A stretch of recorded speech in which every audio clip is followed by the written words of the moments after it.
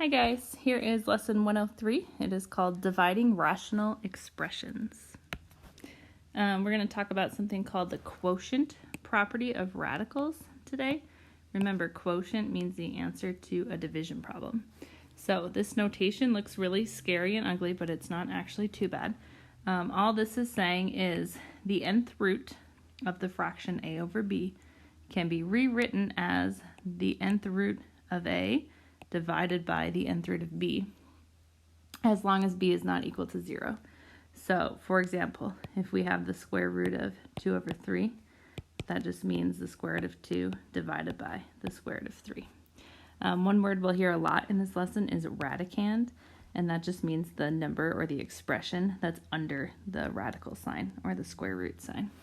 So whatever's under the square root sign is the radicand.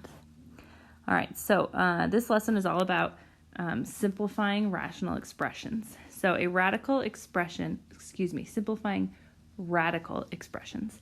A radical expression in simplest form cannot have a fraction for a radicand or a radical in the denominator. So basically what it's asking us to do when we rationalize is to get rid of any square root in the denominator. To do this, we're going to be multiplying these fractions by another fraction equivalent to 1. So remember, like 3 over 3 is 1, 257 over 257 is 1, the square root of 2 over the square root of 2 is equal to 1. So here's our first question. Simplify the square root of 15 over 2. So remember, the square root of 15 over 2 is equal to the square root of 15 divided by the square root of 2. Since neither of those are nice numbers, we want to get rid of this square root of 2 down here. So how are we going to do that? We're going to multiply this fraction by the square root of 2 over the square root of 2. Why do we do that? Because it was right here in our denominator. So what is the square root of 15 times the square root of 2? Well, that would be the square root of 30. And what is the square root of 2 times the square root of 2? Well, that would be the square root of 4, right? The square root of 30 is not a nice number. The square root of 4 is 2. So do you see how we got rid of the fraction in the denominator? All right, can we simplify the square root of 30? Let's check. 30 is 6 and 5. 6 is 3 and 2. We don't have any pairs in our factors, so we can't simplify it. So that means that our final answer is going to be the square root of 30 over 2. All right, let's look at a different example. This one, you'll notice, has a denominator that is a variable. So the square root of 7 divided by y is really like the square root of 7 divided by the square root of y. What am I going to multiply this fraction by? The square root of y over the square root of y. All right, square root of 7 times the square root of y is the square root of 7y. The square root of y times the square root of y is the square root of y squared. The square root of 7y can't be simplified. The square root of y squared is just y. So here is my final answer. All right, why can't I cross off the y's here? Because this one in my numerator is underneath the square root sign, so I can't get rid of it. All right, to simplify completely, the radicand contains no perfect square factors other than 1, and there are no fractions in the radicand. So basically it's saying simplify as far as we can. This next one's going to look pretty ugly, but you can do it. All right, so let's start with my numerator. I have 2 square root of 50 y to the 6th. So I want to simplify whatever I can first. If I prime factor 50, I get 2 and 25 and 5 and 5, right?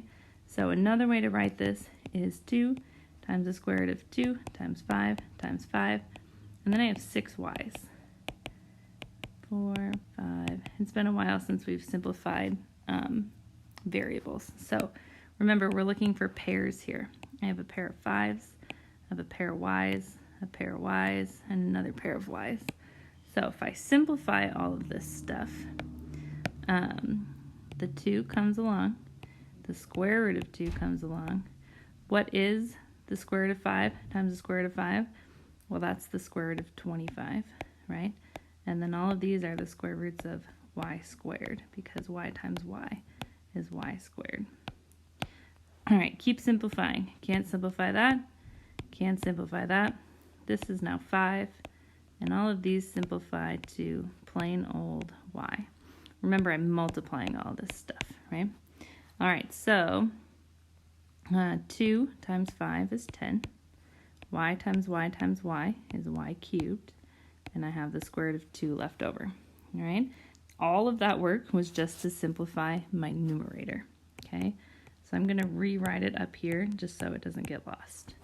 All right, if I look at my denominator, I have the square root of 28y to the 5th. All right, 28 is like 7 and 4, and 4 is like 2 and 2.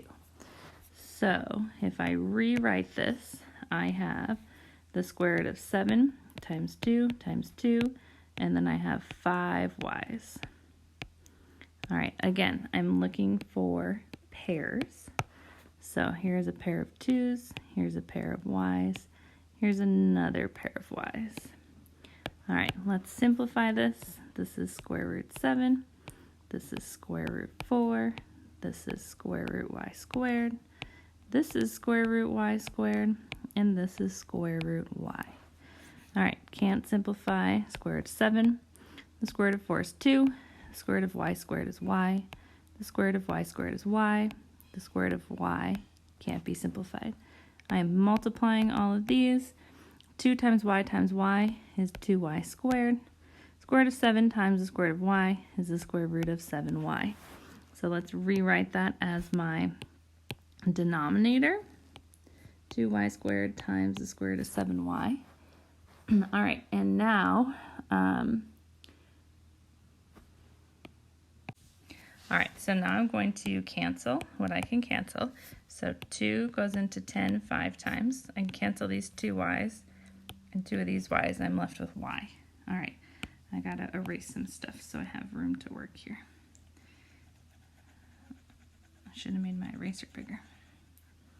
Okay, so you might think I'm done, but of course I'm not. So I have 5 times the square root of 2. Oops, I forgot my y. 5y, that was hiding in the middle there. 5y times the square root of 2 over the square root of 7y. All right, why is this not okay? Because I have a square root in my denominator. So now I'm going to take what my denominator is and multiply by a fraction equal to 1. So I have 5y times the square root of 2 times square root of 7y is square root 14y. And then square root 7y times square root 7y is square root 49y squared. So this is 5y square root 14y over 7y. The square root of 49 is 7. The square root of y squared is y. All right, can I cancel any of this stuff? Sure I can. My y's now cancel. And so I'm left with 5 times the square root of 14y over 7 as my final answer. All right. We have something called a conjugate of an irrational number. So if we have a plus the square root of b, the conjugate is pretty much the opposite. It's a minus the square root of b. We use this to rationalize the denominator of a fraction when the denominator is a binomial. Remember, bi means 2. So it has 2 terms with at least one term containing a radical. So if I had 2 plus the square root of 2, the conjugate of that would be 2 minus the square root of 2. All right, so let's look at this one. We want to simplify 4 over 2 plus the square root of 10. All right, in my denominator here, I have a binomial. So my fraction that I'm going to need to multiply by is going to be the opposite of what's in my denominator. So I'm going to do 2 minus the square root of 10. Oh, sorry. Okay. 2 minus the square root of 10. Okay. So when I multiply my numerator, I have 4 times 2 minus the square root of 10. When I multiply my denominator, I'm going to be foiling. 2 plus the square root of 10 times 2 minus the square root of 10. All right, so 2 times 2 is 4. 2 times negative square root 10 is minus 2 square root 10. Square root of 10 times 2 is plus 2 square roots of 10. Square root 10 times negative square root 10 is negative square root 100. All right, hopefully you notice that these middle terms will cancel, right? And then I'm left with 4 minus negative square root, no I'm not, sorry. 4 minus square root of 100. What is the square root of 100? It's 10. 4 minus 10 is negative 6. So all of that work just got my denominator to be negative 6. All right, so now I have to simplify what's left in my fraction, all right? So there's 2 ways you can do it. You can multiply through, so you can say, you can distribute here. You would have 8 minus 4 square root 10 over negative 6. This is really like 2 separate fractions. Here is one. So I have 8 over negative 6. And my other one is, it's a negative over a negative, right, which is going to be a positive. So 4 square root 10 over 6. Can I simplify any of this stuff? Sure. 8 over negative 6 is really like negative 4/3. And 4 over 6 is like 2 square root 10 over 3.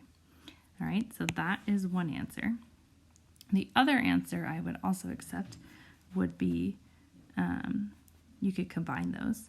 Negative 4 plus 2 square root 10 over 3. Or you could write 2 square root 10 minus 4 over 3, right? All of those would work. Okay, let's try another one. Again, I have a binomial in my denominator, so I'm going to multiply by the conjugate. So it's going to be square root of 7 minus 2, right? Square root of 7 minus 2.